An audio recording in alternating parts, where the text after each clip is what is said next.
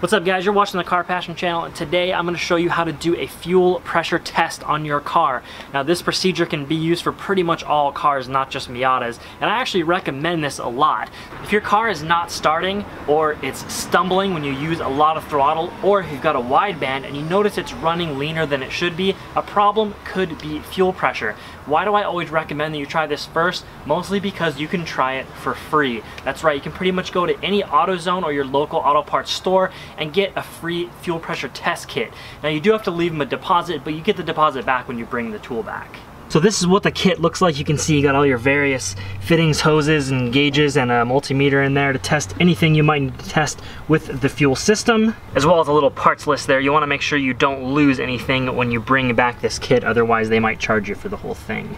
Now today I'm going to be testing the fuel pressure on broken boosted, and that's also going to help me determine what disc I have in my Vortec FMU. If you remember from the other videos, I still don't know what disc is in there. This is going to help me figure that out. And before you crack into your fuel pressure testing kit, you'll have to make sure the car's fuel system is ready to be opened up. In order to accomplish that, you'll need to relieve pressure from the fuel rail, relieve pressure from the fuel tank, and disconnect the negative battery terminal. If you're not sure how to do those things, I'll include a link to a video in the description where I covered that in the beginning. After your fuel system is ready to be opened up, you'll go to the next step. Next thing you're going to do is come into your engine bay and find out which is your return line and which is your feed line. You have to test fuel pressure off of the feed line. You have your fuel rail here, which is this square tube running right next to the intake manifold. This round thing is your fuel pressure regulator, and coming off the bottom of that is your return line. But the front of the rail, you have a hard line coming off here. That is your feed line.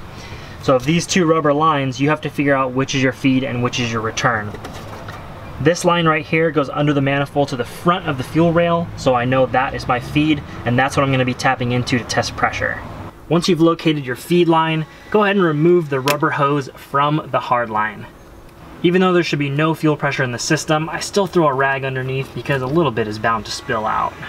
The testing kit should have included a short rubber hose like this, as well as a clamp. You're going to put that onto your hard line.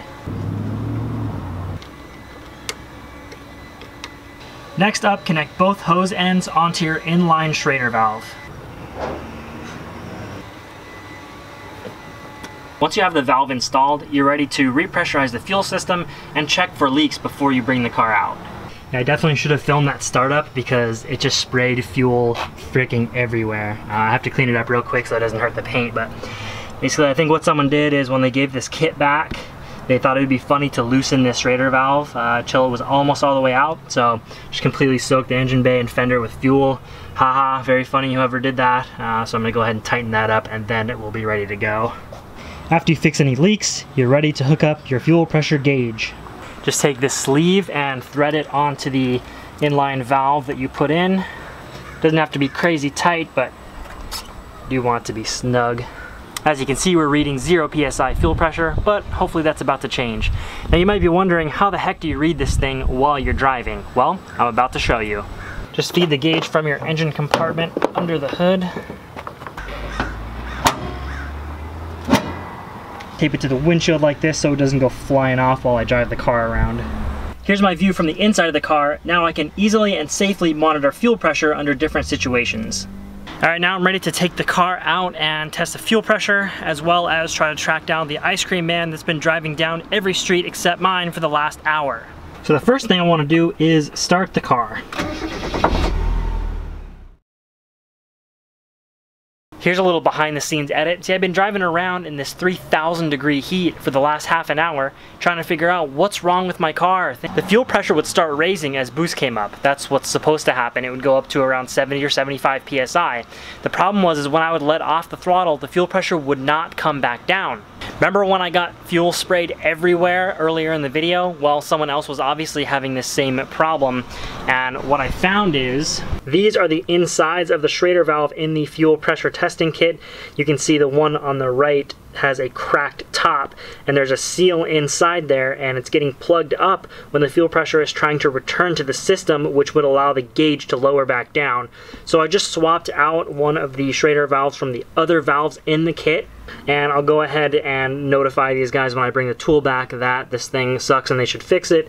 They probably won't. They'll probably just let the next guy spray fuel all over himself, but at least I tried, right? So I'm going to put this fresh valve into the one that's on my car and retry the gauge and hope it works. Turns out the AutoZone gauge is broken, so I'm now going to bring this gauge back, get another one, hook up the whole thing, and start over. So let that be a lesson. Don't always trust the tools you're using. Freaking AutoZone, dude. You know what? What a bad day to be driving around a car with no AC, searching for tools that work. I'm not even mad. You wanna know why? That's why right there. Sour Patch Kid Slurpee. Okay, attempt 2. We are now on our second fuel pressure testing kit. Let's see how it looks.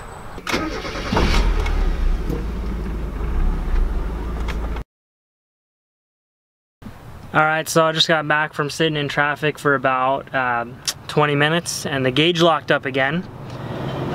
So I brought it back home and I was messing with it and it just hit my head really hard on the hood. It hurt right on the corner. But I think I finally figured it out. One of the valves was stuck again. So now the gauge seems to be acting like it's supposed to. This video really does not want to be made, but I don't care. I'm making it. Let's take this thing out again for like the 5th time and see what kind of results we can get. Now, I'm gonna start the car. This is how fast the fuel pressure gauge should respond when you start the car. Boom! Super quick. And when you rev it, very fast changes in fuel pressure. Now the gauge is accurately reading fuel pressure. I'm gonna take this thing out again and show you what it looks like. So the different scenarios I'm gonna demonstrate are off throttle, which is very high vacuum, and then I'm also gonna demonstrate cruising, which is low vacuum but not in boost, or also simulating full throttle in a naturally aspirated car. And then I'll show you what happens when I get into boost and the Vortec FMU starts doing its job.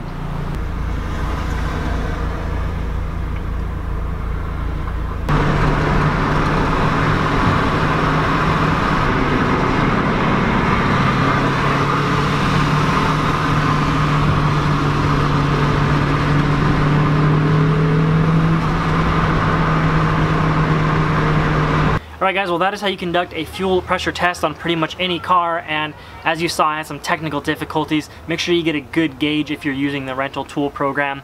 As far as the FMU in this car, I think it's about a 10-to-1, right around 3 pounds of boost. It was approximately 70 PSI, so 10 PSI of fuel pressure per pound of boost. And if you're running the stock fuel pump, it maxes out at about 85 PSI, so regardless of what FMU you're using, you're not really going to be able to go above that anyways. But the good thing about that is the stock injectors, it's not really recommended that you go above 100 PSI of fuel pressure on those either, so I really like keeping the stock fuel pump because you can't exceed that regardless of your FMU. As far as the fueling issues I'm having on this, I'm thinking it's some kind of stock ECU thing. You know, like I said, it's pretty good, but I'm used to the Megasquirt life where everything is really good. So the next step for me is converting this thing over to Megasquirt. I'm going to show you guys how to tune it, and that is coming up very, very soon. I will see you in the next one. Peace out.